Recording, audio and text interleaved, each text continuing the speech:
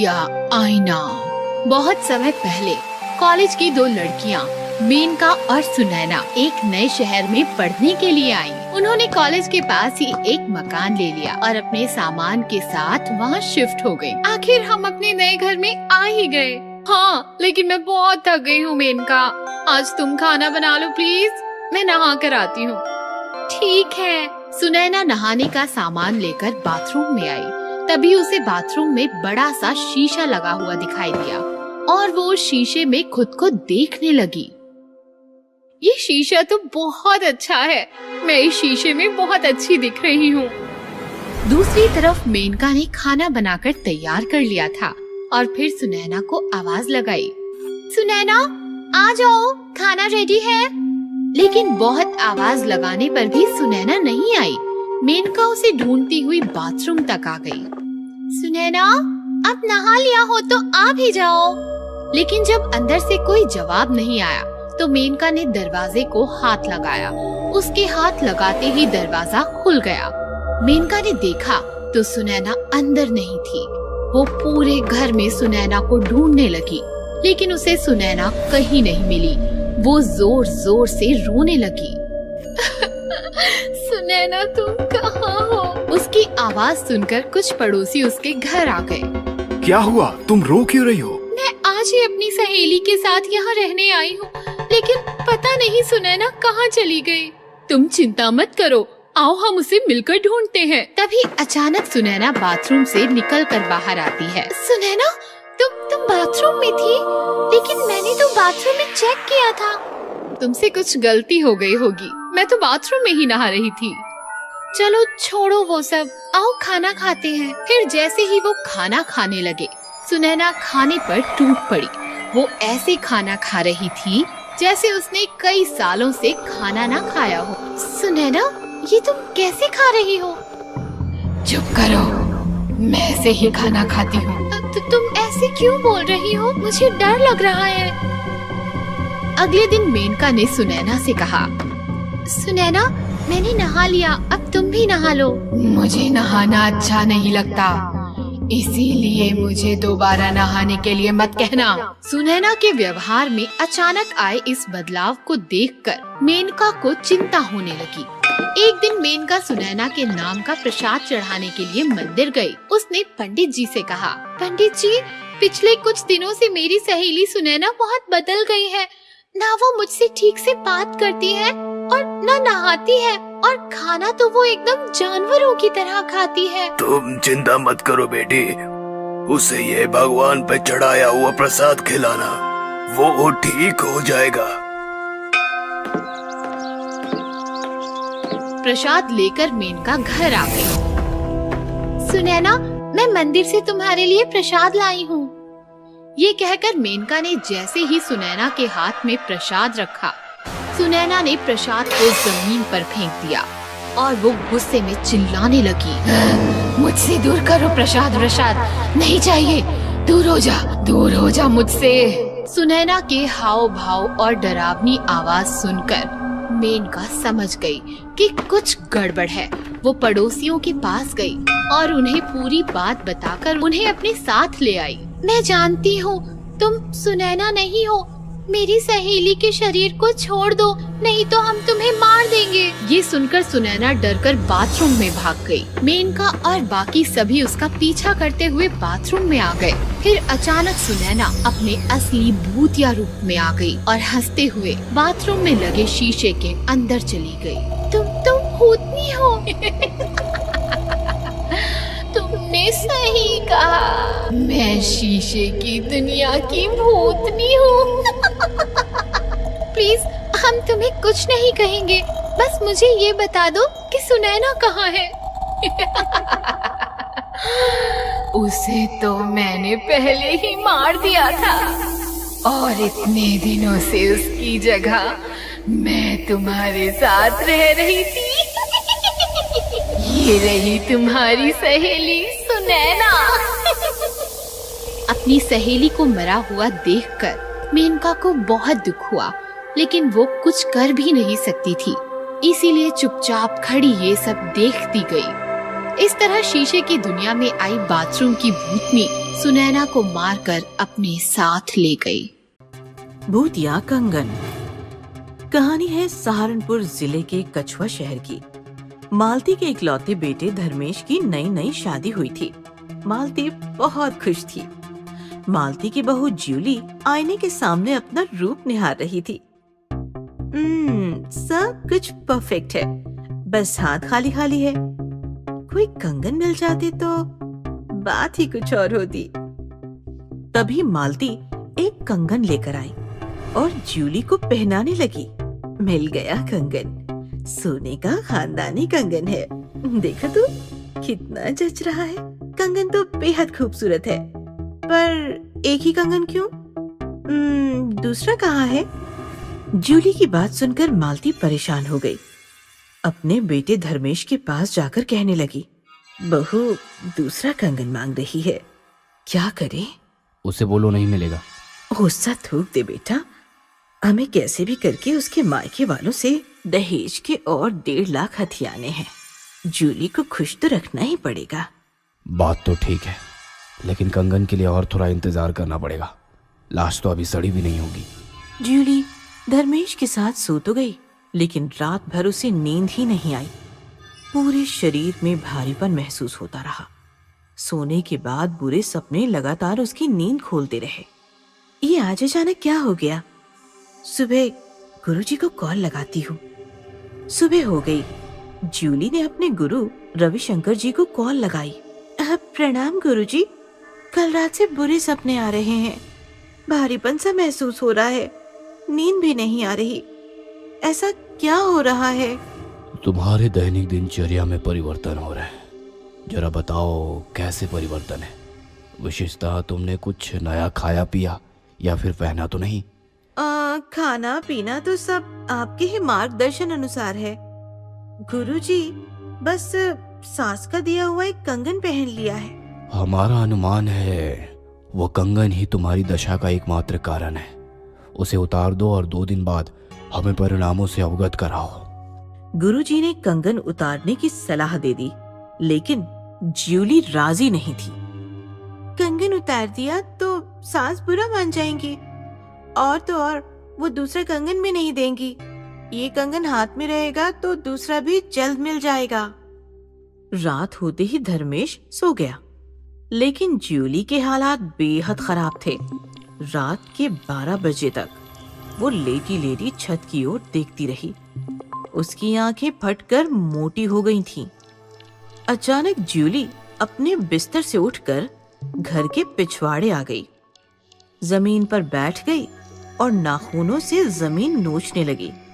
जमीन से मिट्टी हटती चली गई और ज्यूली के हाथ एक हाथ आया, जिस हाथ में सोने का वो दूसरा कंगन था। वो कंगन भी ज्यूली ने पहन लिया और बेडरूम में आकर धर्मेश के साथ सो गई। सुबह झाड़ू लगाते वक्त मालती की आंख में कचरा अटक गया, तो उसने रसोई में खड़ी ज्यूली को आवाज लगाई, बहू आंख में कचरा अटका है, जरा साफ तो कर दे। ज्यूली आई और आंख का कचरा हटाने लगी, तो मालती ने उसके हाथों में दोनों कंगन देख लिए और उसका दिल दहल गया। रहने दो, हो गया साफ। शाम को मालती धर्मेश के साथ बाबा चंगुलनाथ के मठ पहुंची। जैसे आपने कहा था वैसे ही किया था। सरला को मारकर उसके हाथ में एक कंगन छोड़ दिया था। फिर आज नई बहुरिया के हाथ में वो कंगन कैसे आया? प्रतिशोध लेना चाहती है। दिन प्रतिदिन शक्तियां बढ़ रही है। आज रात अंतिम संस्कार कर दो, नहीं तो विपदा आ जाएगी। रात के वक्त जूली गहरी नींद से सो रही थी और धर्मेश बेचैन लेटा था। जैसे ही 12 बजे धर्मेश मालती के साथ घर के पिछवाड़े आया और दोनों मिलकर मिट्टी हटाने लगे। थोड़ी देर बाद एक लाश निकली। लाश को देखकर दोनों दंग रह गए, क्योंकि लाश के हाथ में वही कंगन चमचमा रहा था। ये फिर से इसके हाथ में कैसे? सुबह तो ज्यूली के हाथ में मैंने देखा था। अचानक कोई जोर जोर से हंसने लगा। दोनों ने पीछे देखा तो दोनों की सांसें रुक गई। पीछे ज्यूली खड़ी थी। उसका रवैया बदल गया था। बाल हवा में बिखर रहे थे, मुंह से पानी टपक रहा था। पागल लड़की, चल चल अंदर चल। ऐसे ना धमकाओ धर्मेश बाबू, मैं आपकी पहली बीवी सरला हूँ। ज्यूली नहीं। ये सुनते ही मालती और धर्मेश के रोंगटे खड़े हो गए। क्या चाहती है तू? आखिर क्या चाहती है? बदला। मेरे माता पिता दहेज ना दे सके तो तुम दोनों ने मिलकर बेरहमी से मुझे दफना दिया। अब भुगतो मेरी बेरहमी का नतीजा। मालती और धर्मेश भागने लगे। सरला ने जोर जोर से हंसते हुए अपना सिर हिलाया तो मालती धर्मेश अपने आप पीछे पीछे सरकने लगे। ये क्या हो रहा है माँ? हम तो भाग ही नहीं पा रहे। सरला ने दोनों को पीछे खींच लिया और सिर को जोरदार झटका देकर दोनों को गड्ढे में गिरा दिया। सरला, माफ कर दो, माफ कर दो। बचाओ, बचाओ कोई। सरला ने मिट्टी पर नजर डाली तो मिट्टी अपने आप गड्ढे में गिरने लगी। थोड़ी ही देर में गड्ढा मिट्टी से भर गया और मालती धर्मेश दफन होकर मर गए। इस प्रकार ज्यूली के शरीर की मदद से सरला ने खुद पर हुए अत्याचार का बदला ले लिया। भूतनी का प्यार।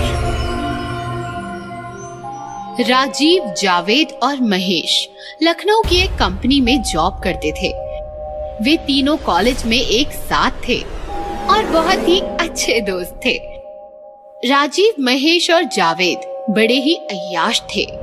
वे पार्टी करने का कोई भी मौका नहीं छोड़ते थे। एक दिन राजीव का प्रमोशन हो जाता है और वो तीनों पार्टी में जाने के लिए एक रिजॉर्ट जाने का प्लान करते हैं। जब वो रिजॉर्ट जा रहे थे तब एक भूतनी की नजर उन पर पड़ जाती है तो वो एक खूबसूरत लड़की का रूप लेकर उनके पीछे पीछे पार्टी में चली जाती है और राजीव पर डोरे डालने लगती है। उसे देख राजीव उसके पास गया और बात करने लगा तो उसने बताया, मेरा नाम सुनैना है, मैं आपको बहुत पसंद करती हूँ। अगर आपके पास कभी टाइम हो तो कॉफी पर चलते हैं। इस तरह वो भूतनी राजीव को प्यार के जाल में फंसा लेती है।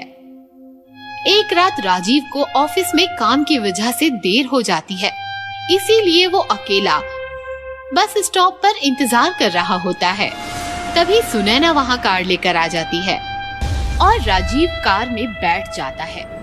अरे वाह, क्या सही टाइम पर आई हो। वैसे भी आज लेट हो गया हूँ। कुछ देर चलने के बाद राजीव को अचानक से ठंड लगने लगती है। ये अचानक इतनी ठंड कैसे बढ़ गई? और सुनैना, गाड़ी जरा धीरे चलाओ। लेकिन वो राजीव की बात का कोई जवाब नहीं देती और कार की स्पीड को बढ़ा देती है। इसे क्या हो गया?